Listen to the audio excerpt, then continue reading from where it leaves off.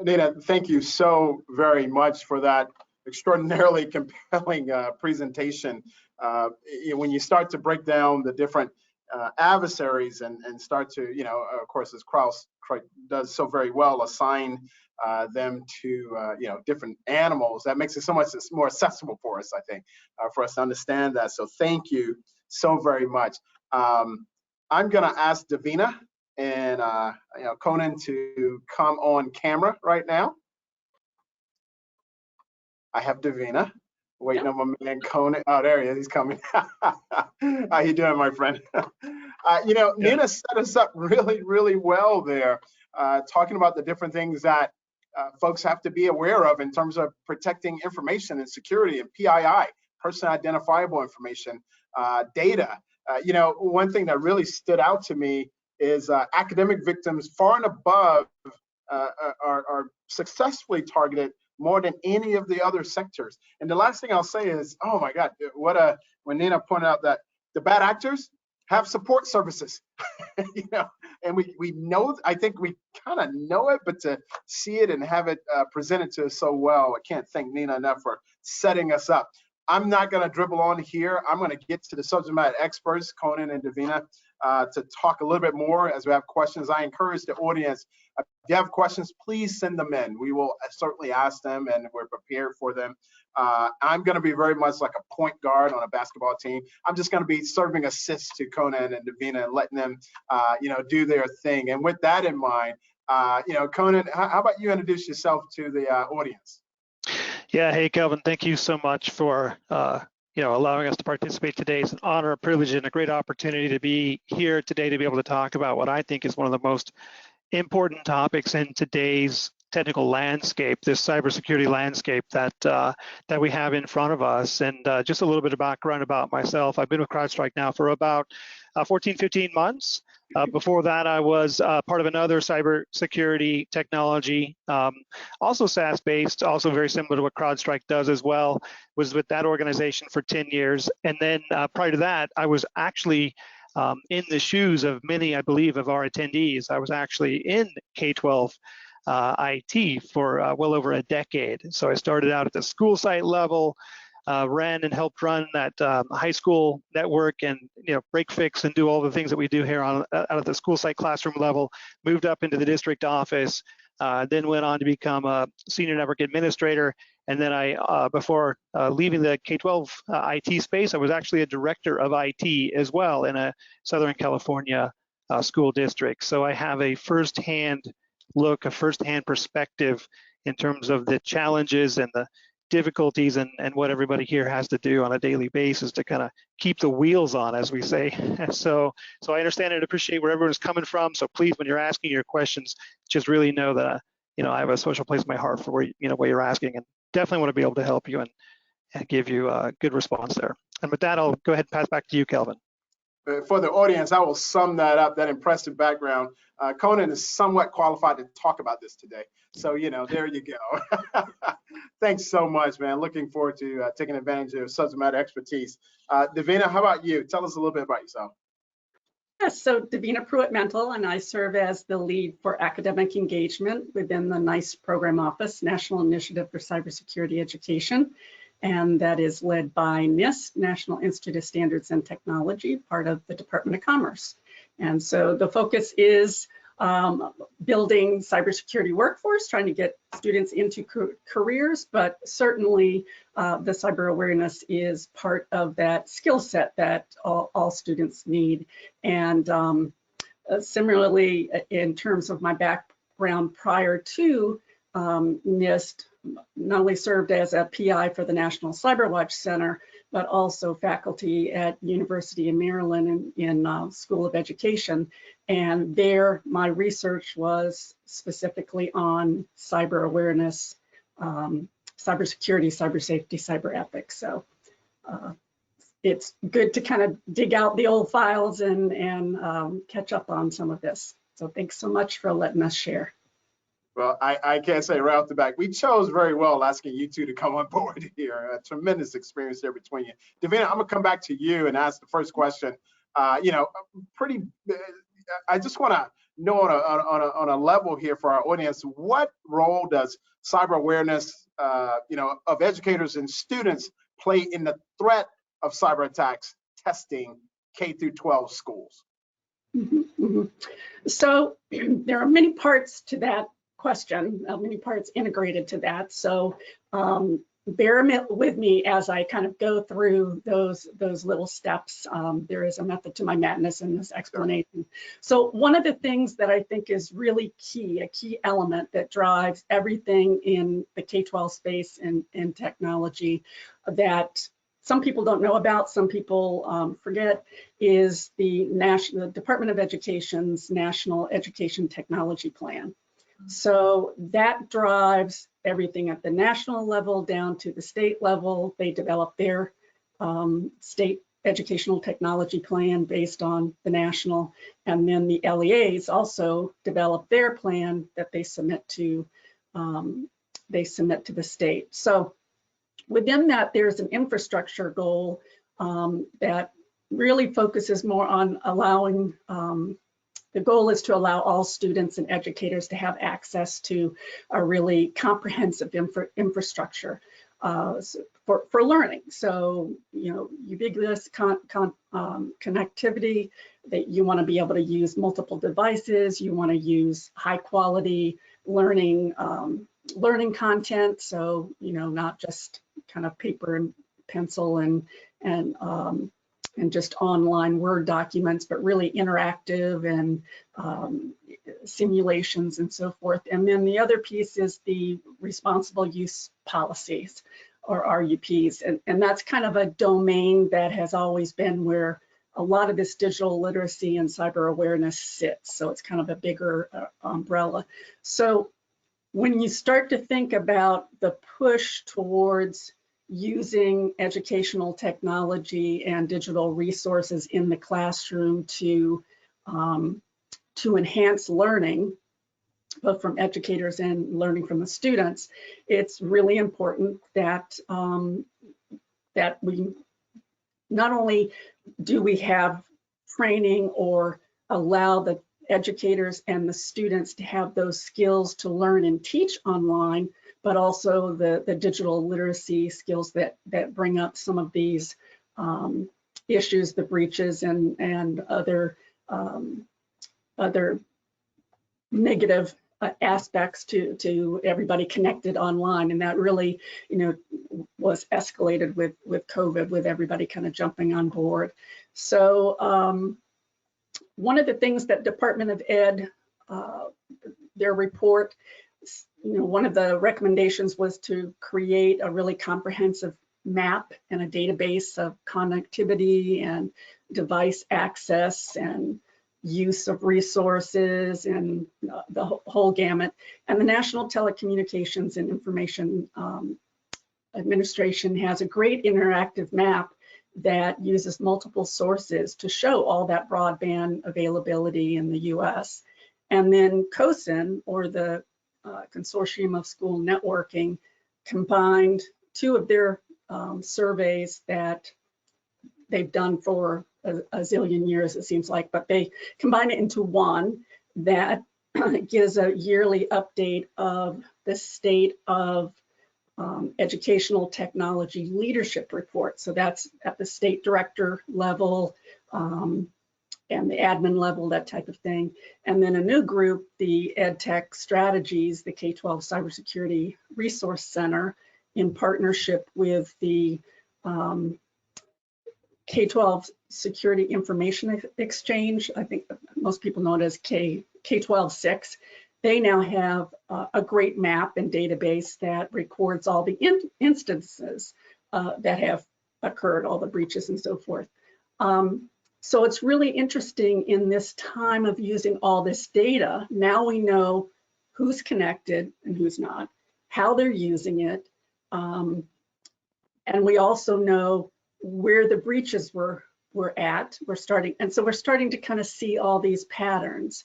And I think that will be helpful in sort of targeting maybe some of the groups that need a little bit more help in these general digital literacy skills. I know that the report also spells out to include cyber awareness in the report, a recommendation for cyber safety and cybersecurity training, and it comes under that broad umbrella of responsible use policy training.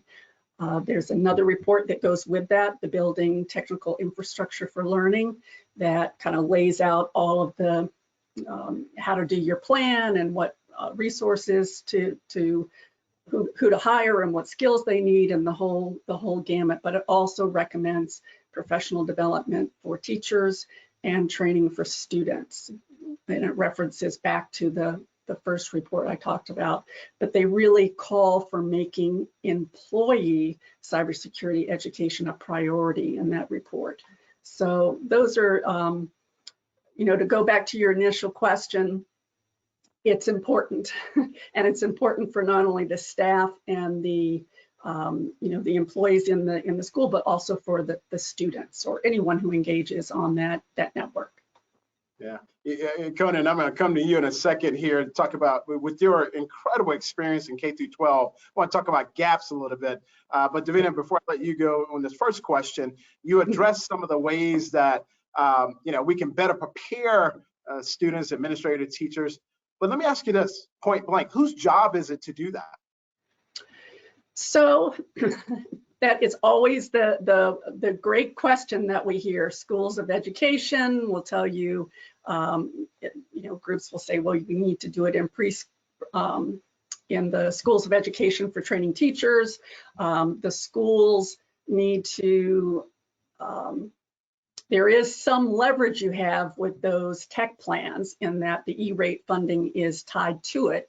And usually those tech plans include the basic cybersecurity awareness and whatnot. But the teachers, the educators will come back and say, well, it is also part of the parent's responsibility or the guardian to help engage in this. So I think it's everyone's responsibility. And I think that's kind of a mantra that all of us preach all the time. It's not just one bucket. You have to update it. You have to keep multiple options depending on what type of learner it is, auditory or kinetic learner, and you have to have it ongoing throughout, not just a one-time assembly or whatnot. So everyone's responsibility it is. All hands on deck sounds like you're saying. A shared responsibility. So Conan, I'm going to come to you, my friend. That incredible resume, because you've been private sector inside the schools running these systems. What gaps need to be filled when it comes to cybersecurity awareness from your viewpoint, right? Cybersecurity training, awareness, and knowledge. Where are the gaps? Yeah, that's a great question, Kelvin. I mean, we come across this, I've come across this practically every day, in what I'm doing over here at CrowdStrike. And before I worked here, I worked with some of the biggest school districts, across the nation, and even several of the school systems across the globe. Even before I came into, as you said, going into the private sector. And, the major gaps that I see is simply in many cases the lack of maturity and really formalization of building that cybersecurity program. What I see in many cases is it often falls, this whole major topic, this is a major career topic, it falls onto the shoulders of many of the IT folks who already have a full plate, in front of them to begin with when they get up in the morning. So, I would say the major gap, and I would just even go back a step here too, by the way, if you think about it, this is not new to K-12. If you think about 15 years ago, you think about 20 years ago, when technology was first emerging in the school sites, school sites were starting to get computers at a more regular and larger basis. They were getting carts, they were getting labs, they were getting pods, they were, getting technology brought in, but, quite unfortunately, the teachers did not really know how to work or handle this new technology. They didn't have the curriculum built for this technology. They didn't know really what to do other than, I hate to say it, maybe play Oregon Trail or something on there. So with the advent of technology, we had to also come into play with the advent of education technology, the ed tech group, right, to help translate what educators needed to the technology folks and help translate technology to the education folks and build curriculum around that. So That has now emerged, and now we look at today's landscape, and it's just a normal, common, everyday thing. So what we see today is we need to also now formalize the cybersecurity, the role and responsibility here within the school districts. We come across so many gaps today where there is just a lack of that knowledge, that awareness, that training. And I think the very first step, if you haven't done that already, is to really start to build that cybersecurity program first and foremost. And I know we're framing this here in terms of passing the test. I think for extra credit, what you need to do next in terms of being able to go to that next step, once you have that sort of formalization, that responsibility has been assigned. Now you need to start to disseminate that information. That major gap now is not only from the district office now down to the school site levels.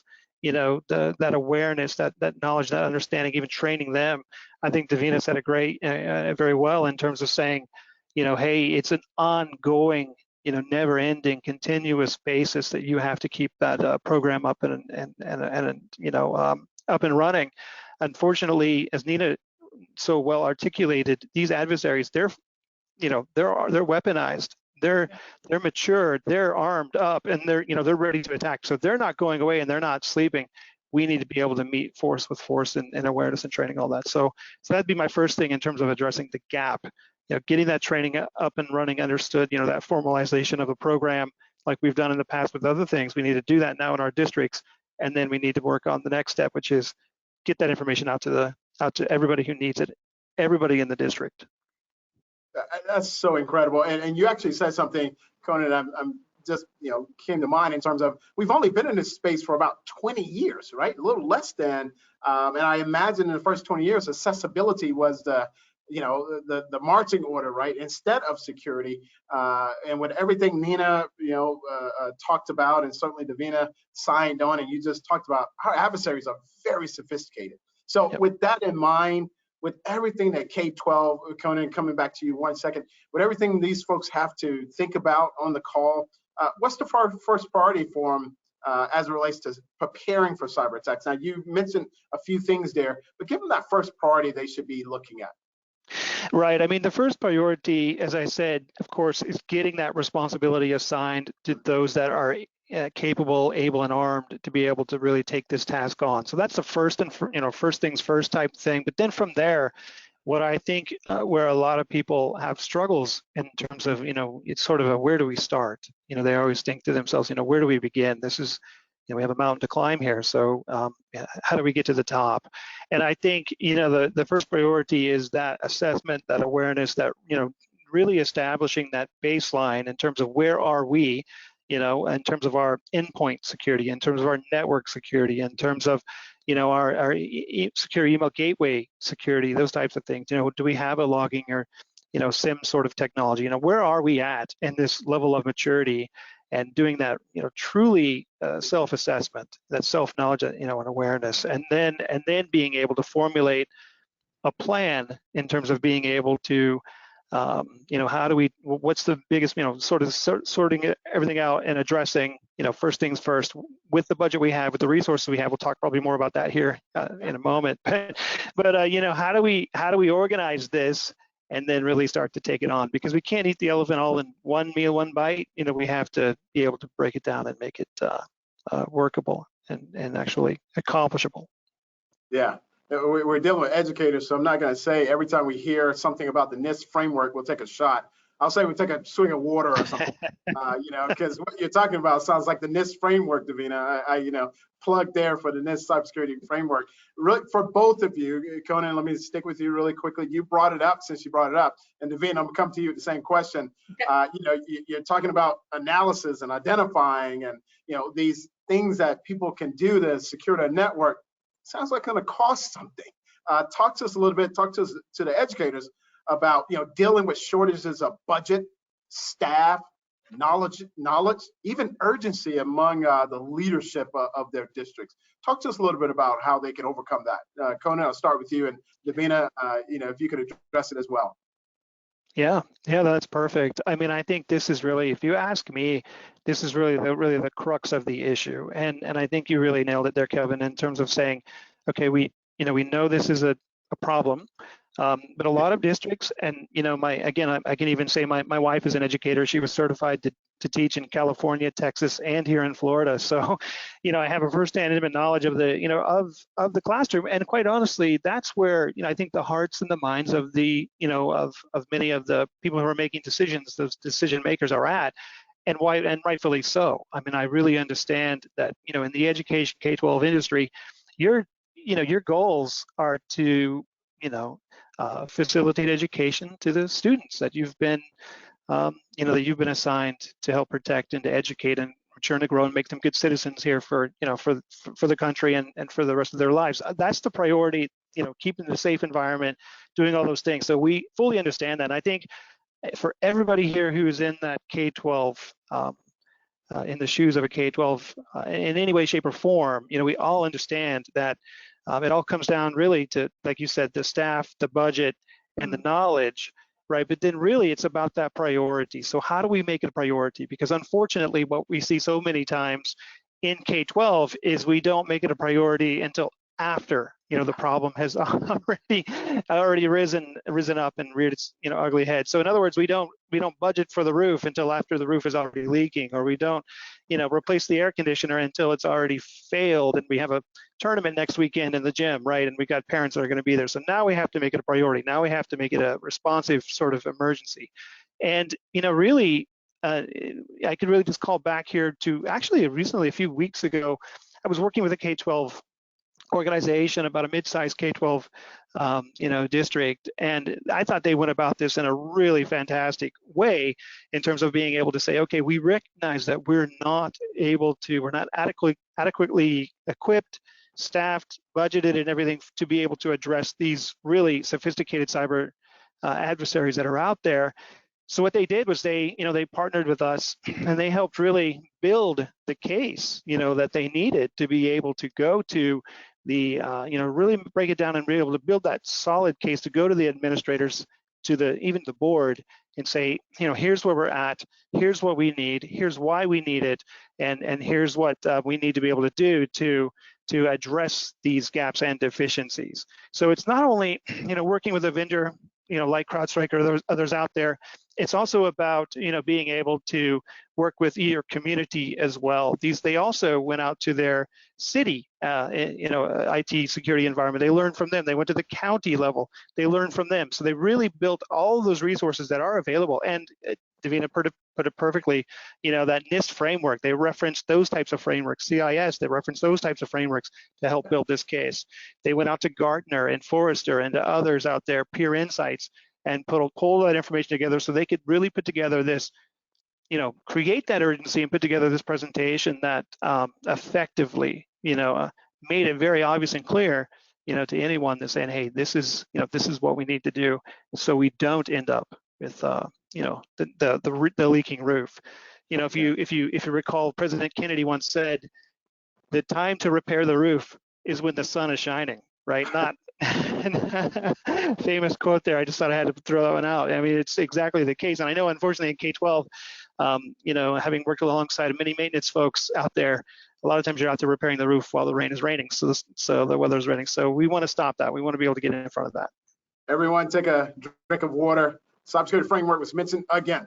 And so we know this is coming, Davina. We know that, 5 years ago, 15 billion connected devices around the world. Today, 20 billion connected devices. In the next 5 years, 60 billion connected devices. So this idea that we need to fix the roof now seems, really, really reasonable. Davina, back to you again. What recommendations do you have for folks who are dealing with shortages of budget, staff, knowledge about cybersecurity?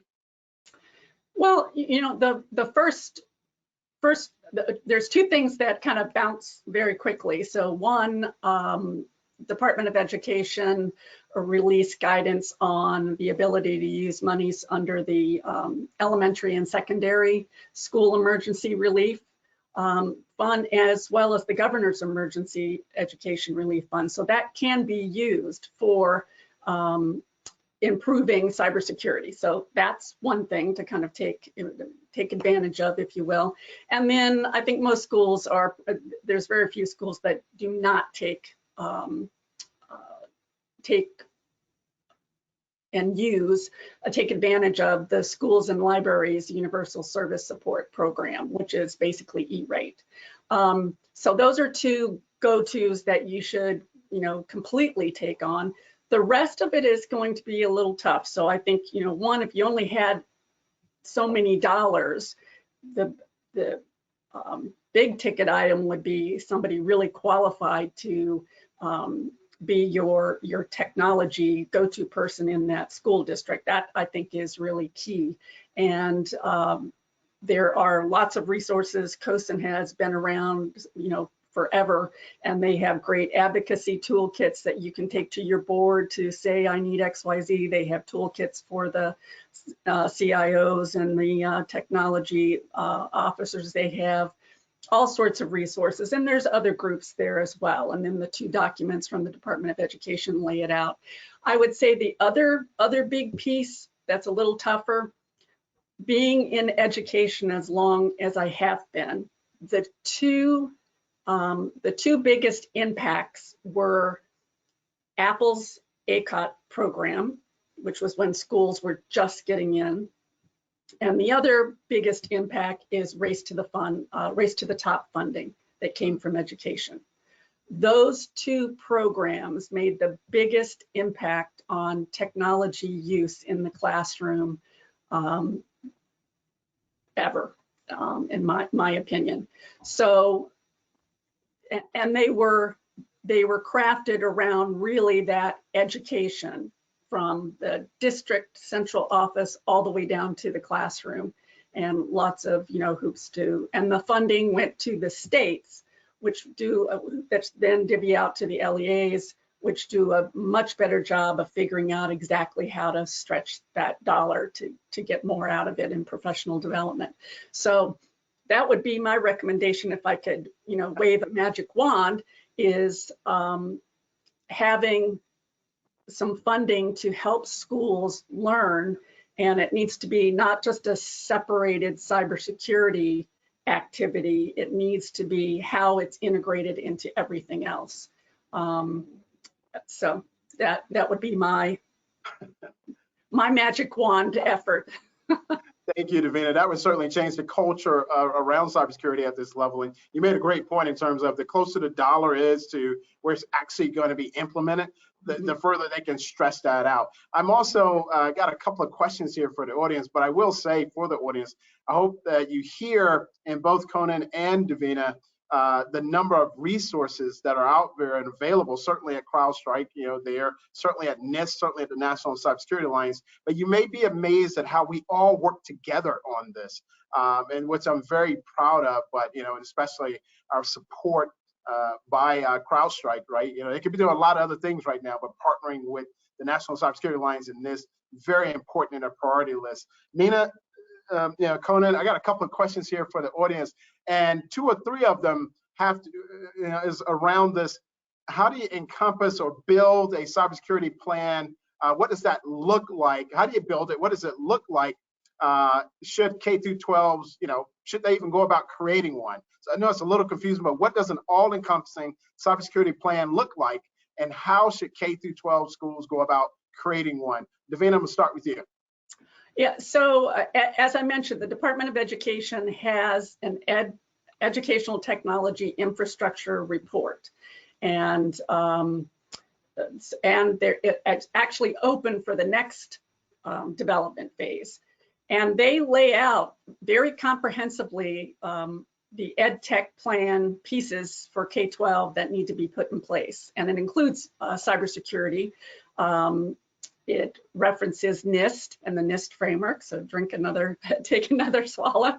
And it also, it's connected with the readiness and emergency management for schools, the REMS, with DHS, the Department of Education's Office of Safe, Safe and Healthy Students, Homeland Security, of course. There's a communications on integrating cybersecurity and emergency operations plan for K-12. And then COSIN also has tons of resources, professional development. They actually have certifications for helping their people a cybersecurity toolkit, if you will. So there's lots of resources out there, but the go-to is really the Department of Education's Ed Tech plan, which drives everything. I mean, states have to map to it, LEAs have to map to it, but lots of people forget about it. Or if you're not in that department, the education space, you might not even know that it's there. So that it's open for public comment for the next round. So everybody should go there and add comments and suggestions. I'm going to come to you with the same question in terms of, building, what does this plan look like, and how should K-12 go about creating it? By the way, for the audience, you may hear some of the same things over, and that's okay, right? Repetition is a good thing. So to make sure to get it through. And the second thing is, I don't know how much we're doing for the cool factor of this, saying drink a thing of water when you hear cybersecurity framework, but whatever, we're doing our part. So Conan, how do they do that, man? How do they build it and implement it? Yeah, I mean, Davina really nailed so many great places and so many great, places to start is where I would say is that higher level. I mean, the one thing I would just include here is that this work has been done. You don't have to, if you haven't already begun this, this task, this, I would say, daunting task, you're not going it alone, as Davina pointed out. I mean, she just pointed out so many things that I was coming back to my mind, go, oh yeah, that's right. All those things at the higher state level, the national level, the federal level, all those things. But even, take it down to your level. Kelvin, you made a great point. We all work together. When you're a director, when you're a CISO, you're a director of IT in K-12, you have your community, you have your groups, you have your, your networking already established. It's completely okay now. We're all in this together to work with one another and say, hey, how did you come, what did you do for this part of your plan? How did you put this together? How are you attacking that? So don't forget, your peers are probably one of the biggest resources in this, and you're probably already using those as well. But when you say all-encompassing as a cybersecurity plan, the one thing we don't want to leave out, in my opinion, is the students themselves as well, because we've been teaching them over the past, say, 8 to 10 to 12, maybe 15 years to be good digital citizens. That's become a part of our curriculum, and teaching them how to be good digital citizens. We've also been educating them over about the past 5 to 8 years on anti-cyberbullying and those types of things in our curriculum. This, if you ask me, is probably one of the most important things we can also be bringing in to those levels. And yes, I know you can certainly argue with me and say, well, that K through maybe 2 or K through 3, that's a little difficult, right, to be talking to them about adversaries and and cyber attacks and passwords and everything. I get that, but I'm just saying, as we start to remember, with our all-encompassing cybersecurity plan, I am telling you, I feel very strong about this. It's compelling. We need to be able to be imparting that 4th grader, that 5th grader, those middle schoolers, and those high schoolers especially, about cybersecurity concepts. When I was at the high school level, at that time, we were teaching our high school students to the A+ test exam for IT, right? A+. We were teaching them for Network Plus. We were teaching them for all kinds of different IT certifications. We need to be also now including the Security Plus exams. We need to be talking to them about CEH. We need to be talking about CISSPs. Really, and there's a ton of others, right? AWS security certificates. It goes on and on and on. But my point is, we're not doing the next generation of service if we're not bringing these concepts into the classroom level, even at the earlier, say upper elementaries into the middle schools. So I think Davina hit on all those things wonderfully well. I think there's so many resources available. So many people want to help now. We all recognize this is a priority. You've got your peers, but when you're talking about all-encompassing, we need to be training our next generation on cybersecurity and cybersecurity awareness. And I'll just add in that those tech plans, the educational technology plans, do really focus on the professional development. And they've done research to show, it needs to be ongoing throughout the year and more than just a one-time, and the whole gamut. So they really, really focus on that. They also, I think it's important to also bring up that there are standards already in place for K-12. So there's the ISTE standards, there's the American Library Association, the media literacy standards. There are some digital literacy in the core, Common Core, and then the ITEA the new technology and educational literacy standards. And all of those have been refreshed to include cybersecurity. I think what we could do as a community and what we're really trying to do at NICE is make use of those things that are already in place. Every state has technology standards. They've either adopted ISTE in full or they've modified it a little, but they all have something. What can we bring to the table to help them? Is there some resource that we have that can help implement what they, how they're going to teach that? Or there is a variety of things that we can do, but sometimes I think the educational world gets a little offended, and I can see why, because I mean, I was doing research back in, before 2000 in this particular area. So for groups to come in and say, well, nobody's doing anything and there's nothing being done, I can see how some of the organizations, are saying, hey, what about us? We've been around here forever. So making use of that, and how can we as a community not reinvent the wheel, but help where they're at and bring them up even more so that we make a bigger impact. I think that's where we really, really can be helpful. My 2 cents. No, thank you very much for that, Davina. I want to apologize to the audience. I'm a old country boy from South Carolina. I'm an active listener. And Conan said earlier when he was listening to Davina talk about some things, he's like, oh yeah, as they both talk, I'm like trying to get notes for myself and go. So thank you so very much for sharing that. Conan, I'm gonna come back to you really quickly. You talked about how, in order to tackle this issue, you need to be talking to leadership at the school level, the district level. And then you said something that I caught. You said even the board. Let me ask you, maybe we should say especially the board. I mean, what do you think about that, Conan, in terms of that higher level leadership dealing with this? That's exact. I mean, especially the board, and we all have boards that consist of either 5, 7, 9, et cetera, members, and they're members of the community, and they have that, they have the school district's, most important interest at heart.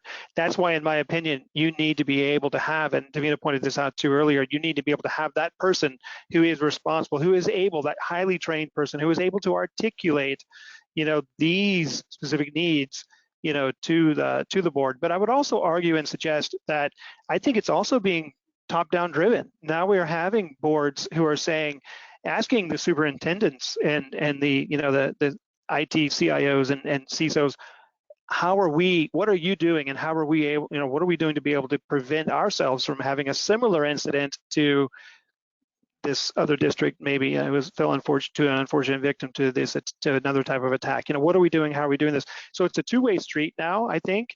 But even if it's not, if you haven't been able to bridge the gap to the board, that's where you need to have that expertise and that experience, underhand to be able to go into that to the board and be able to say, hey, this is a priority. Ask for the budgets, ask for the resources, ask for, at least get the audience and be able to say, we have these concerns, we have these interests, we have these needs. They may or may not respond, because we can never predict in many ways how a board will react to it. They can be mysterious at times, but at least you've been able to air these concerns. And you said it earlier too, Kelvin, consistency, repetitiveness, you got to keep bringing these up. If anything should happen to your district, at least you've been on the record, at least you have advocated, at least you have argued for, for the right resources to be able to protect yourselves. So you have to be able to climb the mountain and fight the good fight for, for that. And I think nowadays, though, I think most boards are very aware of this need and concern. I think it's more of a collaboration than it was maybe 3 to 5 years ago when we were talking to districts and they were saying, we're not going to get attacked. What are you talking about? So now it's a different environment. Yeah. So definitely the board for that. Or we could just, send them Nina's presentation. I know she meant it to educate, and that's what those. But I was a little bit scared. I was like, oh my God, this is. So if you're not, I would say just have Nina show up at your board meeting night with her PowerPoint presentation in hand, and I think you've got it done. You'll get whatever you'd like. That's my. Always happy to. Davina, we got a couple more minutes here. I'm getting several questions about grants again. Do you mind just going over again a few of the grants that are available for these folks? Now, again, you've mentioned a few, but just one more time, because as you both mentioned in terms of the shortages of budgets these days, competing priorities, right? Guns, guards, and gates still garner, I didn't even mean to do the 4Gs, but they still bring in the bulk of the attention and budget. How can that CTO, that CIO, that CISO get the attention of their boards? But grants, Davina, that's my question. Can you go over that again in terms of where they can find money to help? Yeah, so the relief, so I think the central office, your state and then your district would probably know about E-rate and all of those. In terms of grants, the only thing you can really do is keep your eye open for Department of Education. For example, Department of Education had a couple of grants. One was with rural, but the grants were actually given to districts to work on cybersecurity programs. So right there. So Department of Education has some great grant opportunities. You can also go down, the NSF grant line that would probably include, trying to include a higher ed institution, since the grants are usually given to them as the point person for the funding stream. But that's another opportunity, and certainly AI, quantum, cybersecurity, STEM, all of that is a high area, and digital literacy and computational literacy is a high topic. And so, I would keep my eye open for that. So those are just ideas. When I said I'd do my magic wand, it was because that was funding that was allocated specifically for a purpose, but had the biggest impact. But that, I haven't seen that, so. Okay. But we'll keep asking for it. Absolutely will. Persistence, right? Consistency. Listen, we got about 2 more minutes. I'm going to give both of you an opportunity to close out with something you'd like to leave everyone. And before you do that, I want to thank the audience for tuning in today. Again, CrowdStrike, a dear partner of ours who we love working with. NIST, of course, Davina, I've been working with you for years. I will say to the educators out there, Shakespeare and King John, actually Act 3, Scene 4. King John was trying to figure out what to do about this big situation, and his friend said to him, strong reasons make strong actions. We've outlined a compelling case here for you to just take action in this area, because our adversaries, as we pointed out, as what started with Nina and certainly Davina and Conan, our adversaries are very active here. So we need to be just as coordinated, just as collaborative, and just as coordinated. So with that, Nina, I'm going to give you first go there. What would you like to leave our audience with? Give us 30 seconds there.